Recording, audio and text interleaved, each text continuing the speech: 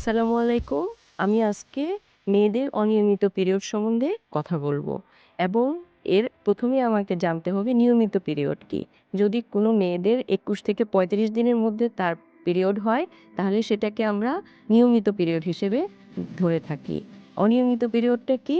২১ দিনের আগে যদি কারো পিরিয়ড হয় এবং ৩৫ দিনের পরে কারো পিরিয়ড হয়, সেই ক্ষেত্রে এবং এটা কয়েকবারই হতে থাকে, তখন সেটাকে আমরা অনিয়মিত পিরিয়ড বলে থাকি। এই অনিয়মিত পিরিয়ডের বেশ কিছু কারণ রয়েছে।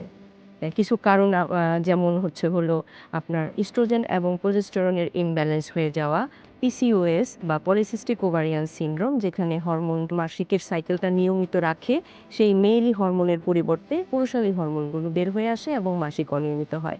এছাড়াও আরও কিছু হরমোনাল কজ যেমন থাইরয়েডের প্রবলেম যেমন হাইপোথাইরয়েডিজম, হাইপারথাইরয়েডিজম, মানসিক কিছু চাপ, অনিদ্রা বা অল্প নিদ্রা, তারপর হচ্ছে হলো পুষ্টিহীনতা বা অতিরিক্ত ওজন হয়ে যাওয়া এবং মেনোপজের আগে এবং পরে, এবং কিছু ক্ষেত্রে দেখা যায় যে ব্রেস্ট ফিডিং মায়েদেরও অনিয়মিত পিরিয়ড হতে থাকে।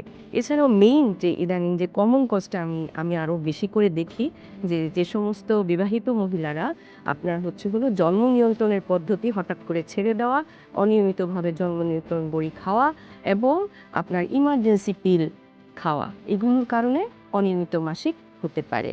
এই অনিয়মিত মাসিক আপনার অবশ্যই সঠিক চিকিৎসা এবং সঠিকভাবে চিকিৎসা নিয়ে এই অনিয়মিত মাসিকের সমস্যার সমাধান করাটা খুবই জরুরি।